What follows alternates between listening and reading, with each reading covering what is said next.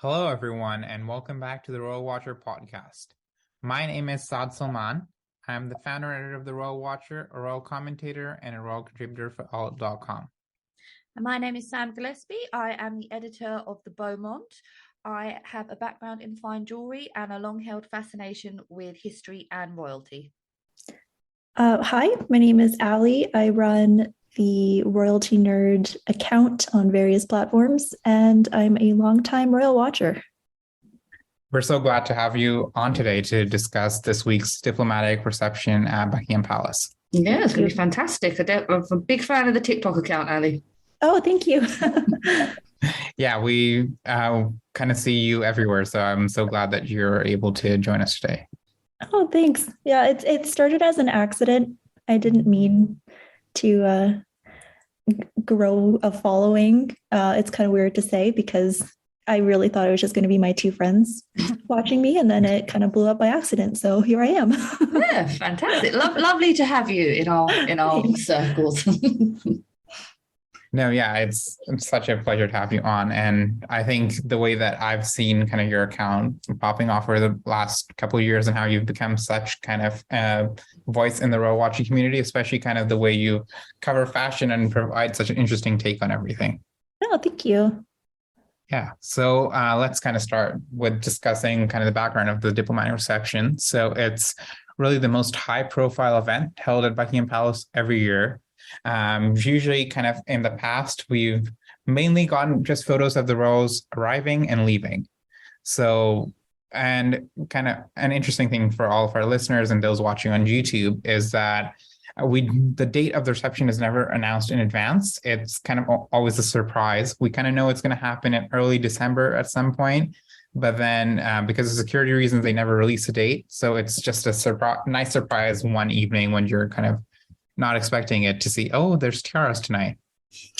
Yeah, I was actually napping and I got a phone call, woke me up, and then I looked at my phone and I was like, oh, the diplomatic reception is happening right now. I know, I'm terrible. I rely on Twitter more than I do the mainstream media. And there was rumors going around this week that, it's going to be on Tuesday. And it's like, you can't confirm it. So yeah, like you, Ali, I was just like, oh, it's tonight. Great. Yeah. Yeah, I had kind of an article pre-written with kind of just spaces for jewels and stuff, but I was like, oh, it's not going to happen until Wednesday or Thursday because King Charles had like events all morning on the 6th. So I was like, no, he'll be too tired to host this big event. And then it was kind of a bit of a surprise for me. I was like, oh, actually, it's tonight. So even though I was prepared, I was still taken aback by it. It's a nice surprise. Yeah, I remember kind of my first year was the diplomatic reception in 2016. And I was still in school back then. And I had like a big presentation. And right as I finished the presentation, and I hadn't looked at my phone all morning, and I looked at it, and it was the year that they released the group picture of all 6 of them. I think it was the last time Prince Philip attended. So that was like the big highlight, which I still have like a distinct memory of seeing that happening. And I was like, wow, that was so amazing. That was the first time ever. Yeah, and obviously this is the first time that they've been able to host a diplomatic reception since COVID hit and all the restrictions have, mercifully been lifted now. So I think this was definitely a highlight for a lot of us who, love our tiara events. Yeah, because they did announce that they were going to have kind of a diplomatic reception back in March at Windsor Castle, which was, some were saying it was a cocktail party attire, so it wouldn't have been the same. But even that was canceled because of the outbreak of war in Ukraine. So we can't really know for sure what that would have turned out to. But this was kind of interesting event that from all the kind of photographers, there's only one pool photographer allowed into this reception because it is a notoriously private thing. And there's the division of the events is really interesting because the royal family kind of come in through the middle. There's around 2,000 guests. One half of them eat before the royals come and the other half eat afterwards. There's apparently also dancing in the schedule, but again, we have no pictures of that ever. So it's quite an interesting event. And the royals just pass in that middle time between the two meals, meet all their diplomats, and then they leave. So there's no kind of sit down banquet or anything at all. Just dress up, meet them, and leave. Oh, I didn't know that. How interesting. I didn't know they ate at different times. I did see an older schedule where they leave before 10 p.m. And I thought that was wonderful because that's my kind of night. Home by 10. I know, yeah. One of the interesting things about all these kind of banquet events is that they usually start like around 7-ish when they're dressed, and by 9:30, kind of the event's over, they're all kind of going home. Unless it's like one of those Swedish weddings, which like start at like noon and go until like the next morning. And that's fine too. I love that too. Yeah, like the Nobel Prizes next week, the Swedish royals will arrive around 3 p.m. And sometimes they've left like at 3 or 4 a.m. And many have their tiara all night through all those events. Who knew all those physicists and world peace leaders were up for being up until 4 a.m? I know. So kind of we're going to go through what the 4 royals wore, which kind of one thing to add before we kind of move on fully is that, interesting enough, like for a banquet, they have like majority of the royal family show up. We had only working royals at the South African state banquet, but in the past it used to be a lot more. The Kents and all the rest of them used to come at the state banquets, but for the diplomatic reception, it's always a very kind of limited royal family. Even though with 2,000 guests, that's the biggest event they always host. So I find that like a very kind of interesting kind of concept where they don't really invite more than 4 or 5 people, like, and they still have to do a lot more work on each person's part. Yeah, 4 people versus 2,000 diplomats. My God, no wonder they go home early. Yeah. So King Charles was wearing white tie with, and this is kind of a dress code that's in the past been only reserved for the diplomatic reception, is knee breeches, which are kind of one of those remnants from the 18th century. And a special and kind of touch is that he wears the original garter of the Order of the Garter on its knee. Well, we do know that. Yeah, Prince Charles, he's an aesthete. He always has been interested in art and jewels and things like that. So I honestly, I wouldn't be surprised if a lot of the old traditions do start coming back to his court. And I think the Garter, he would definitely be up for keeping that tradition. I mean, it's the oldest is it the oldest chivalric order in Europe or ever? Or I think in the UK, I believe there's a couple in Europe which are older. But as I say, he's a great lover of tradition, so I can imagine a lot of things are going to be coming back now. I was a bit sorry. Go ahead. Oh, I was a bit surprised because William didn't wear it, and I know he's worn it in the past. Yeah, but people have said that he looked really uncomfortable in it. So that was like one of the things. They made it seem a bit more optional this kind of time around, because the Queen used to wear the garter around her arm. And Queen Camilla has the garter now, but she didn't wear one around her arm either. So they're kind of doing it in different ways, not necessarily as it did in the past. And that kind of just makes me think of how Charles has always talked about slimming down the monarchy or modernizing the monarchy. I think it's important, though, to keep traditions like that, like wearing the garter for, it's one night. Yeah, it's one night. It's even if it's uncomfortable, it looks nice. It's kind of part of the ceremonial royal garb. And we can also see kind of King Charles adding kind of, we don't really expect royal men to be wearing a lot of jewels, or to us we talk about their jewels, but King Charles is wearing 2 diamond stars, one of the Order of the Garter and the other of the Order of the Bath. And also his George of the Order of the Garter is also made of diamonds. So quite a lot of glitter on for one person. Yeah, and what did we say? We think he's clearly a fan of the jeweled buttons, and those look like rubies or maybe topaz. Yeah, I think we agreed they were rubies, but we haven't really seen clear enough pictures to confirm yet. Oh, man after my own heart. I mean, come on, if you had ruby buttons, would you not just break them out? Like, whatever the occasion. Definitely for a king, he's giving everything, like all the diamonds, the jewels. It looks amazing. And then moving on to Queen Camilla, who is wearing for the second time in, I think, 2 weeks, the Belgian sapphire tiara and the King George VI sapphire necklace. Yeah, I think this is going to be, I don't recall Camilla being a particular fan of sapphires in the past. I could be wrong. But it looks like this suite is now going to be sort of part of her regular attire, which is fantastic. It actually, I would say it suits her more than it did the late Queen. I don't know why. Maybe it's the hair, but yeah, I mean, if this is going to be, a regular occurrence, it's fantastic. It's not a tiara I initially thought of for Camilla. Yeah. I actually had it in mind for Kate because I thought the sapphires might look good with her dark hair. But now seeing it on Camilla, this is definitely a Camilla tiara. I agree. Oh, I agree. Yeah, like you, I wasn't a fan of the sapphires on the Queen, but I mean, now that they're worn by Camilla, who has pretty big hair and she can rock big tiaras quite well, the piece looks quite massive itself. Like if you look at the central sapphire, that's pretty big. And the way she wears it, it's quite regal, and I like it worn this way, which I didn't initially expect.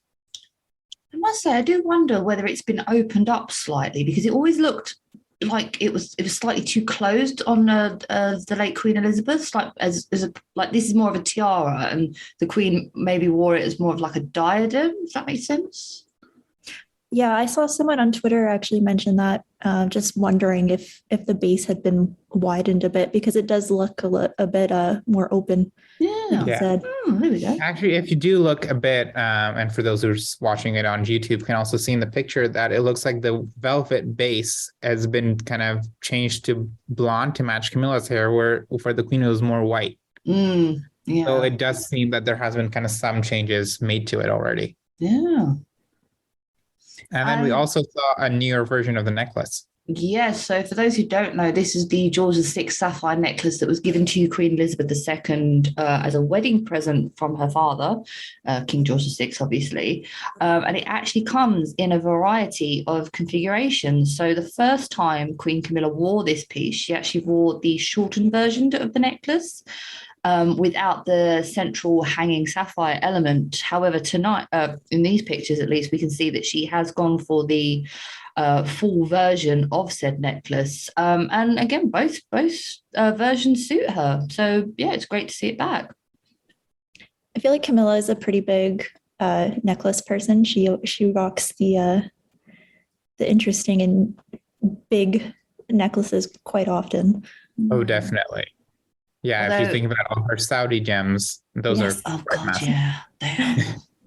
Yeah, although I know, as I discovered in the last episode, she does not have her ears pierced, so we don't have the accompanying earrings that go with this particular suite. So that's that may be something that needs to be converted for the future. But I don't have my ears pierced either. Oh, really? So, yeah, me and Camilla have that in common. But you can get those hooks, right? The hooks that go over the ear. Yeah. You can, or you can convert them, as I said in the last episode, into some really, really tight clip-ons, but you might lose your earlobe. Yeah. And what did you think about Camilla's gown? I thought she looked lovely. I thought it was great. I can't remember if this is new or not. It was a repeat, I believe, from 2009, made by Anna Valentine. And the sleeves used to be a lot bigger in the past. Like they were, like, if you remember Princess Anne's kind of wedding dress, those sorts of sleeves. Oh, okay. So now they've been kind of modified a bit, but I like this appearance with the gown and the tiara and everything a lot more than I did the state banquet appearance. I felt it looked more natural and she looked a lot more comfortable in the jewels, whereas the necklace that time and the high neckline, that looked like it was kind of suffocating her in a bit. No, I agree. I think just the colors all work together, the darker dress with they're not super dark sapphires, but the darker jewels, I think it all came together really well for her. Oh, yeah, it looks lovely. And then an additional kind of thing that was pointed out a few weeks ago as well was that she's wearing Queen Victoria's garter star. So that's why it's so tiny, but also at the same time, we don't really know much about it because Queen Victoria had 2 stars. She started wearing Albert's star after he died. So we don't know which one it is, but it's kind of an interesting link to an older heirloom gem. Yeah, especially I wonder if they contain stones from the Hanoverian inheritance. That would be interesting to find out. Oh yeah, definitely. And then moving on to, you were saying, Ali, before about the Prince of Wales. He did not wear the bridges, and he wore a plain white tie. I mean, he still looked good. And Yeah. I'm a big proponent of being comfortable in what you wear. And, if he's more comfortable without the garter, then that's fine. But I mean, I would have appreciated to see it because I think all of us are history fans. I like those kind of quirky remnants of history showing up in the modern day. And at the same time, something I posted about this on Twitter yesterday, and someone else said that he also doesn't wear kilts. So maybe one of those things like he's just not going to do in his kind of life or his reign, which is kind of an end to a longstanding royal tradition. So he's going to spoil all our fun. Yes. It does seem that way. Oh, William. Because royal men dressing is quite boring already, and then making it even more. Oh, God. Well, maybe he's being practical and being more modern, but yeah, he's going to spoil our fun. Yeah. And then we also got kind of the highlight of the evening for most people was the Princess of Wales wearing the lotus flower tiara again for the first time after, I think, 7 years. Yeah, I mean, I think she's only ever been pictured in it once before, and that was for the Chinese state banquet. And the lotus being a very potent symbol in China, people believe that she brought that particular tiara out to, make a gesture towards the Chinese delegation. But yeah, I'm very surprised that that she has this tiara in her possession. I thought it was part of the royal collection. I know that it was a former wedding present from the Queen Mother that was restructured after its initial setting into this modern for the time. It was an Art Deco piece. It was lent to, I thought Princess Margaret owned the tiara because she wore it quite frequently, but it would appear that it was actually a loan because after Princess Margaret's death, this wasn't a piece that went up for auction. And then it was next seen on Kate. So it's clearly one of those jewels that doesn't leave the royal collection. So, yeah, it's a very interesting piece that now seems to be part of Kate's collection. So I wonder if going forward we will see it more often than we've seen it in the past.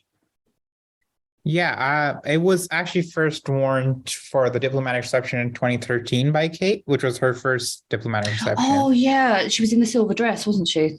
Yeah. Yes. And Ali, were you happy to kind of see the tiara again, or would you want to see something else? I was so happy. The thing, I think all of us really want new to them tiaras. And I mean, I do too, right? I want to see them go digging in the vault. But if we're going to have a tiara event, especially because we just had one with the South African state visit and Kate wore the Queen Mary's Lover's Knot, I'm really tired of that one. So I was so happy to see the lotus flower. I think it's a really beautiful tiara. I think it really suits her. And I was happy to see something different that we hadn't seen it before. I must say, personal preference, I prefer it on her in this hairstyle. I wasn't a fan of her in it when she wore her bun hairstyle. I think it looks a lot better with her hair down, but that's just my personal preference. I think this is the first time she's worn her hair down with a tiara. I think the 2013 banquet when she first wore it was also the first time. We never really got good pictures of that. Yeah. But this is kind of the first time we're seeing it in that sense. Kind of unpopular opinion because everyone says they've liked it, but was not really a fan of the whole slick back hair style, with the hair down. I kind of prefer a bun because I think it adds more structure, where this way it just kind of looked a bit like it was going to fall off at some places. And it reminded me of Crown Princess Mary's wedding look from 2004, which is not a favorite of mine. Yeah, I think what's in the document, speaking of Crown Princess Mary, when there's a documentary, I can't say it in Danish, just Google Danish crown jewelry documentary, but she does mention that the tiara, the reason she wore it the way she did was because of the way the tiara sat on her head.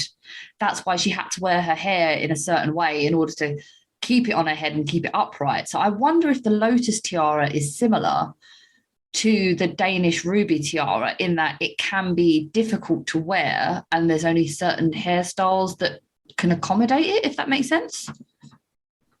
Yeah, It does seem to be leaning back a little bit in these pictures. Like she's wearing it more headband style. Yeah, and I can't really see like a fabric underwire either. I mean, maybe can you see the? I think it might be a dark kind of base or something. Yeah, that's attached to the back, but it's not like a direct base underneath the tiara. Yeah, it's quite an interesting kind of composition, and at the same time, like we saw the tiara on Margaret, and it looked like a smaller option she wore because her Baltimore tiara was so massive. But looking at it on Kate, like now more than in the past, I'm surprised like how large the tiara is in size. Like if you look at the height of it, it's pretty big, and it's quite a substantial piece in that sense. And the diamonds are of a pretty good quality as well. Yeah, I mean, do you remember when we did our crown review? We were just like, they've made the lotus tiara massive. Why have they done that? Well, it turns out it is massive. She also wore, is that the brooch that we all think is new and potentially a birthday present from the Remembrance Sunday? The Bentley and Skinner brooch, which you don't know this, Ali, but me and Sam, we met. Are we going to say it? And just a bit of preview, but we went to Bentley and Skinner. We had all I'll say is we had an unpleasant experience. So every time I see this brooch now, I'm kind of reminded of that. So it's lovely, good for her, but there are other retailers, Kate. Oh, that's not good. You could have chosen the one that were nicer to us. Yeah. No, I better not bump into anyone from Bentley and Skinner in the next couple of weeks, sad, I swear to God. Yeah. And let's hope they don't listen to our podcast. Yeah. Fingers crossed. Kate also wore the Queen's antique diamond earrings, which the Queen kind of started wearing in the 2000s. And Kate wore them, I believe, around 2015 first. And then she wore them quite regularly for a few years. This is the first time we've seen them kind of post-pandemic. And do we know their origins, or do you think they might have been a purchase as well?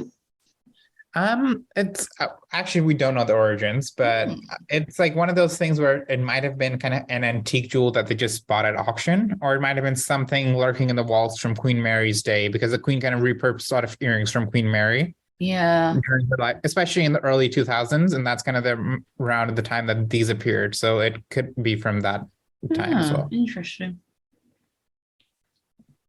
And then what did you guys think about her gown? It's Jenny Packham, and Kate and Jenny Packham go together like peanut butter and jelly. I thought it was lovely. Yeah, it was quite an interesting choice and a bit different from what she usually wears, like especially the color and the pattern. But then Jenny Packham is, I think, her go-to, all except I think one or two, like all of her state banquet gowns or tiara appearance gowns have been Jenny Packham. Yeah, the beading was really nice, the sequins, and I thought it was a nice fit and silhouette on her. But like I said, I mean, her and Jenny Packham, it's pretty much a given. If you see her wearing a gown, it's probably Jenny Packham. Oh yeah, and I think that really suits Kate's style. And then also it had a bit of kind of different touch with the slightly puffed sleeves, which I thought were kind of more interesting than what we've seen in the past. I initially, like when I saw the first pictures, I was like, could she be wearing one of Diana's dresses from the 80s? Because like it was one of those things where I was like, I swear I've seen Diana wear dresses, and then we got the full pictures and no, it's not that. Not my area of expertise, but yes, it looks very nice. Very nice. Yeah. Heard the end of it if it was one of Diana's dresses. Oh yeah, that would have been something else. We did get a Diana kind of nod back in Boston at the start of the week when Kate wore Princess Diana's iconic kind of emerald headband choker, which originated from Queen Mary. Yes, and I must say I don't know what it is, maybe it's my eyesight, but I feel like the emeralds look bigger on Kate than they ever did on Diana. Maybe that's just me. But this particular piece, it's part of what is known as the Delhi Durbar / Cambridge Emerald Suite. It was originally given to Queen Mary on the For the Delhi Durbar. Called the Delhi And- Durbar. And for those who don't know, it was a ceremony to invest King George V and Queen Mary as Empress and Emperor of India. It was held in Delhi, and they were obviously given a lot of presents by the Maharajas. And one of the things they were given was this particular emerald necklace. This is actually was redesigned by Queen Mary into an Art Deco and emerald and diamond choker. She wore it. It then sort of went into the vaults, and then it was next seen on Princess Diana, who iconically wore it as a headband. Was it in Australia she wore it as a headband? Yes, because her neck was too sunburned and she didn't wear it as a choker. Oh, did not know that. But yeah, so that was a very iconic moment of, Diana repurposing an old royal jewel to make it something very modern. Unfortunately, after her death, it did return to the royal collection, and surprise, surprise, it's now seen on Kate, who is the new Princess of Wales, and it suits her. But like I say, those emeralds have never looked as big as they do now that they're on Kate, but they're a fantastic piece, and hopefully we'll see it in the future. Her earrings, I found out on Instagram, are an Asprey piece, and they are a new piece, diamond and emerald earrings made by Asprey, who used to be the crown jeweler, and they reported that these earrings are part of the Princess of Wales's personal collection, so perhaps another birthday present or such. Ooh, interesting. Okay. Okay. I like the choker. I like it.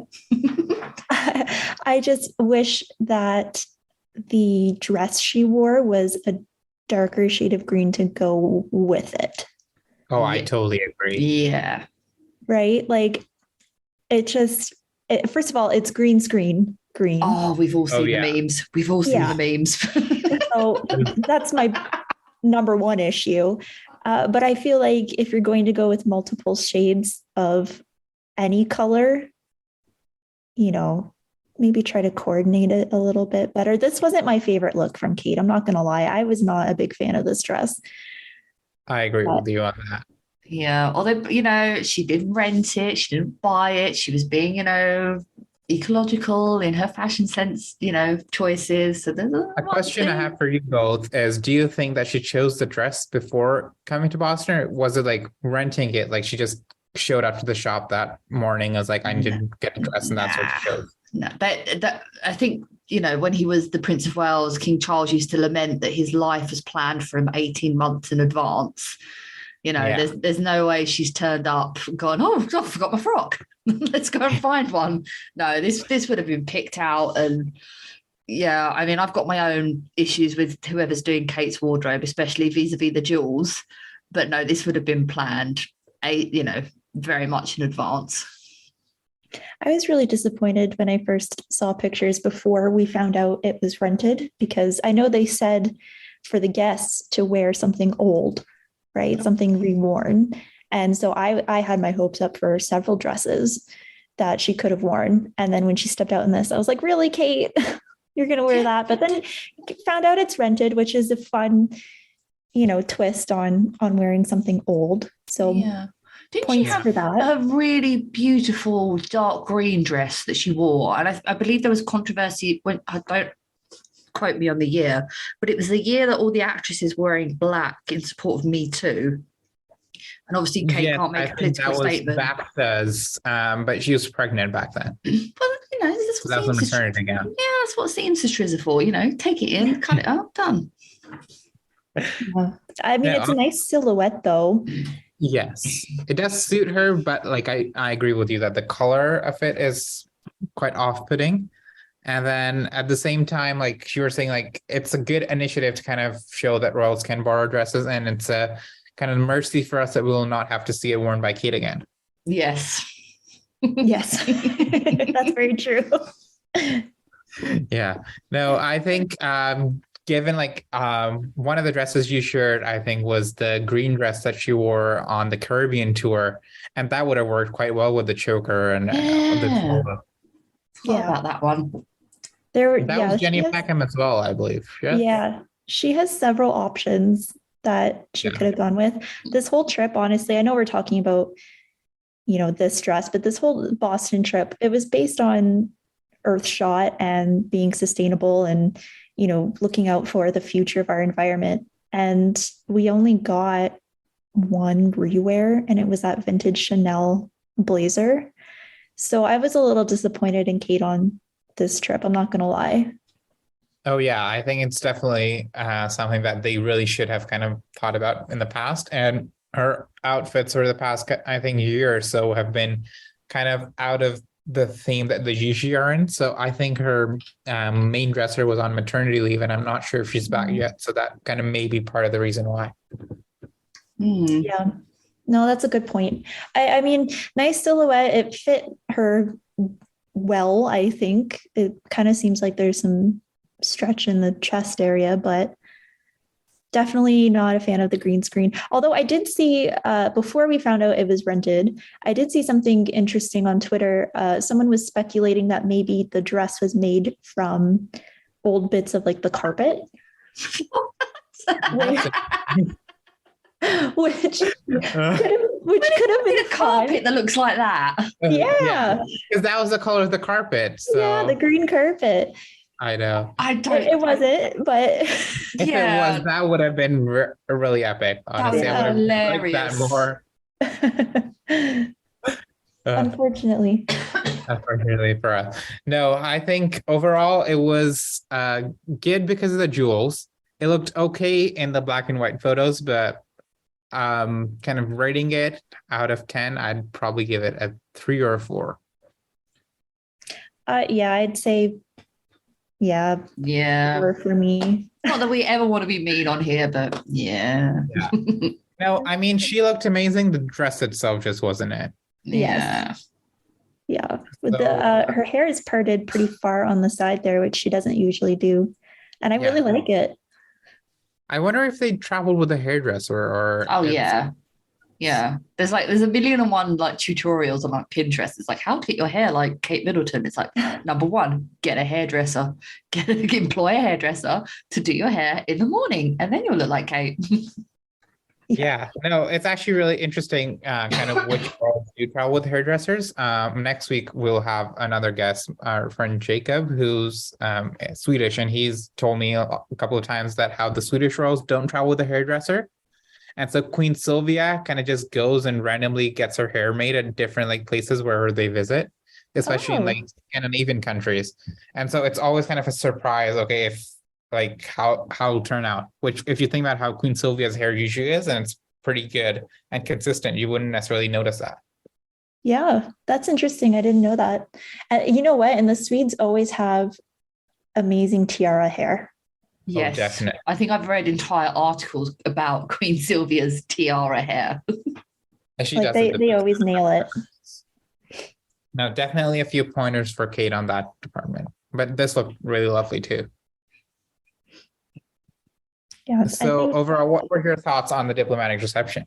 The first one. Other than waking up from a nap and suddenly seeing it, I think it was great. I think they both looked lovely, both ladies, and King Charles and William looked very good as well. I appreciate Charles's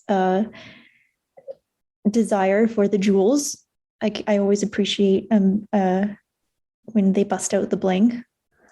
Oh yeah, definitely. So it did seem like overall quite a kind of nice bejeweled appearance and a nice kind of start to the king's reign in this sense, whereas it was not a banquet, it was more focused on what is an annual glittering event. Yeah, I agree with that as well. I mean, obviously, the more tiaras, the better, in my opinion. But actually, it's the first one of the reign. As much as I'd love them to go in all guns blazing, this is probably actually a more diplomatic way to go in. And I think they all look fantastic. I think the jewels were on point, the dresses were on point, and I love the fact that Charles is more than happy to break out the gemstone buttons. Yeah, that's lovely for us.